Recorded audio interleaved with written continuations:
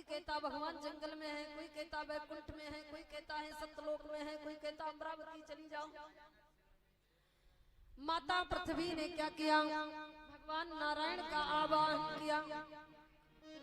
जब माँ वसुंधरा ने भगवान नारायण को पुकारा तो मेरे प्रभु ने आकाशवाणी कर दी, आकाशवाणी, जाऊं अब तेरी अर्जी पर, मैं पृथ्वी तल पर आऊंगा, ब्रजमंडल में लीला करके मैं तेरा भार।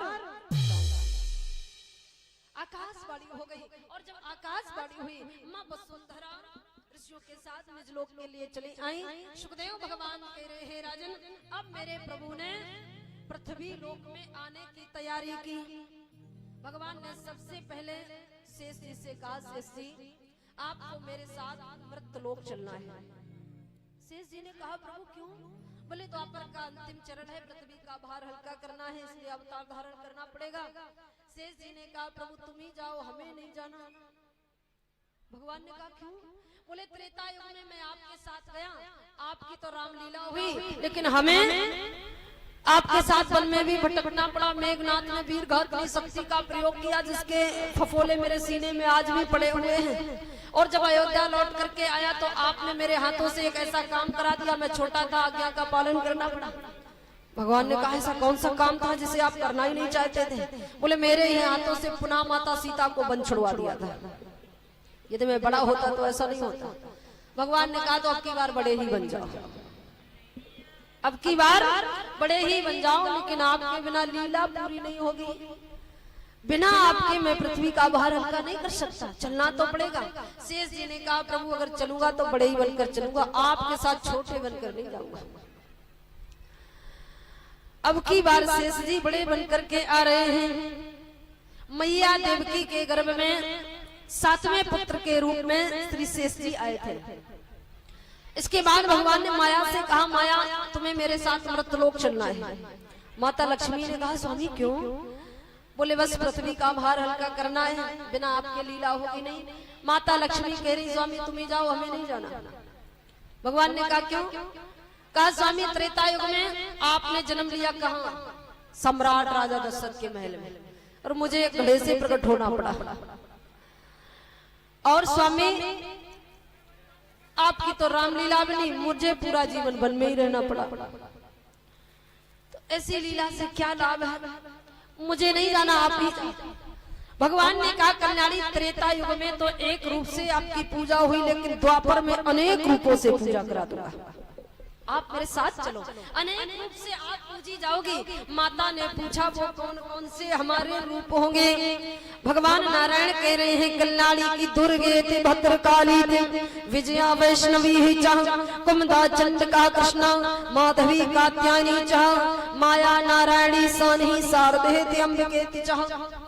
कहा धरती लोक में आप दुर्गा देवी के नाम से पूजी जाओगी, भद्रकाली देवी के नाम से पूजी जाओगी, विजया देवी के नाम से पूजी जाओगी, वैष्णवी देवी के नाम से पूजी जाओगी, कुमदा देवी के नाम से पूजी जाओगी, चंडिका देवी के नाम से पूजी जाओगी, कृष्णा देवी के नाम से पूजी जाओगी, माधवी देवी के नाम से पूजी जाओगी, कात्यायनी देवी के नाम से पूजी जाओगी, नारायणी देवी के नाम से पूजी जाओगी, सानी शारदा देवी के नाम से पूजी जाओगी, और रुक्मिणी और राधा के नाम से पूजी जाओगी। आपका पूजा अनेक नामों से करा दूंगा।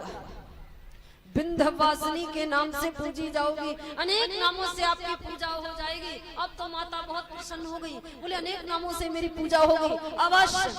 कहा स्वामी फिर आदेश दो। बोले यशोदा की कन्या बनना है। अब सबसे पहले श्री शेष जी माता देवकी के गर्भ में आए। जब 7वां गर्भ में आया, 6 माह हो गए। अब तो भगवान ने सोचा यदि शेष जी का अवतार कारागार में हुआ तो कंस छोड़ेगा नहीं, हमला करेगा। तो भगवान ने क्या किया, माया को आदेश दिया माया देवकी के गर्भ को रोहिणी के गर्भ में प्रवेश करा दो।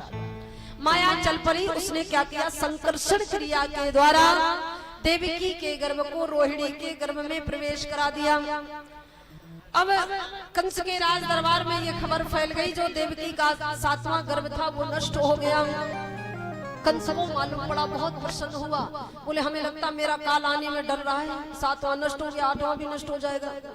बहुत प्रसन्न हुआ। सुखदेव भगवान कह रहे हैं राजन सातवें पुत्र के रूप में मैया रोहिणी के गर्भ से श्री बलराम जी का अवतार हुआ है कि सावन सुद बुधवार को तिथि 14 की रात और जन्म लियो बलराम ने सो बड़े कृष्ण के भ्रात।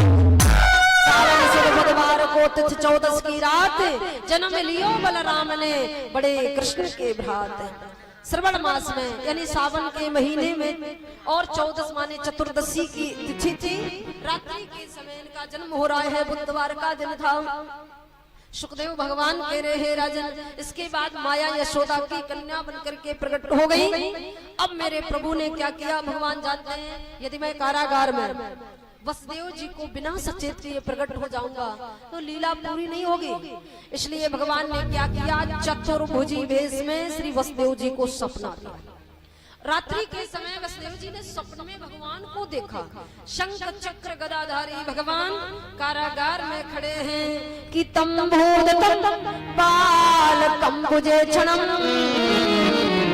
चतुर्भुजम शंख गदायुधायुधम श्री वत्सलक्षतम गले कौस्तुभो मणि पीताम्बरीं सांदयोदशो भगम।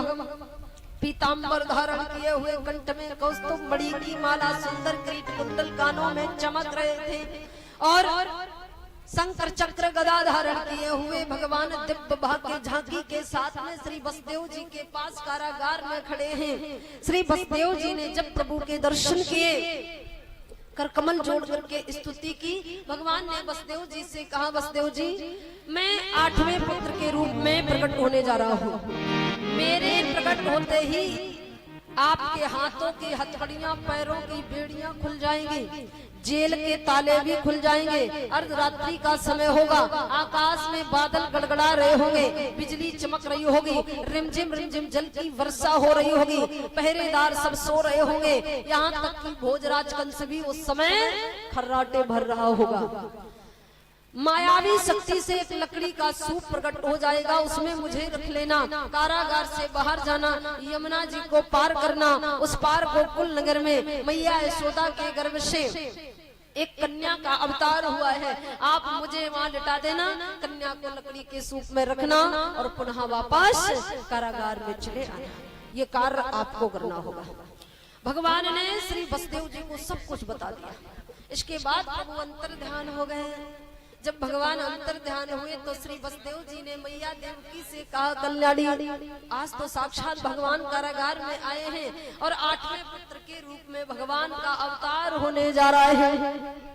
जिस समय देवकी के गर्भ में 8वां गर्भ आया, अब कंस को मालूम चला, उसको मालूम पड़ गया कि 8वां गर्भ में आ चुका है, तो भोजराज कंस ने क्या किया, बड़े बड़े पहरेदार लगवा दिए। जानता है मेरा काल प्रकट होने वाला है, उसने पहरेदारों को लगा दिया। 8वें गर्भ की बारी थी, राजा के हाथ तैयारी थी, राजा था पहरेदारी थी, जेल में बहन विचारी थी। बड़े बड़े पहरेदार उसने लगवा रखे हैं। अब हुआ क्या, अर्धरात्रि का समय हुआ, बुधवार का दिन था, भाद्रपद यानी भादव का महीना, कृष्ण पक्ष में अर्धरात्रि के समय भगवान श्री कृष्ण अवतार धारण करने के लिए जा रहे हैं। बोलिए वृंदावन बिहारी लाल की सच्चे दरबार की। आज मेरे प्रभु ने भादव के महीने में कृष्ण पक्ष में बुधवार दिन था, सुंदर रोहिणी नक्षत्र था, अर्धरात्रि का समय, ठीक 12 बजे कारागार में मैया देवकी के गोद में प्रकट हो गए। और जब भगवान का प्रकट हुआ, मेरे प्रभु के प्रकट होते ही वसुदेव जी के हाथों के हथकड़ियां, पैरों की बेड़ियां खुल गई और जेल के ताले भी खुल गए। एक मायावी लकड़ी का सूप प्रकट हो गया। श्री वसुदेव जी को तुरंत याद आ गई। उन्होंने क्या किया, भगवान को लकड़ी के सूप में रखा। पहरेदार उस समय सो रहे थे, अर्धरात्रि का समय, काले काले बादल छाए थे, बिजली चमक रही थी, रिमझिम रिमझिम जल की वर्षा हो रही थी। आज श्री वसुदेव जी कारागार से बाहर निकले और तुरंत यमुना जी के किनारे आए, यमुना जी में प्रवेश करने लगे।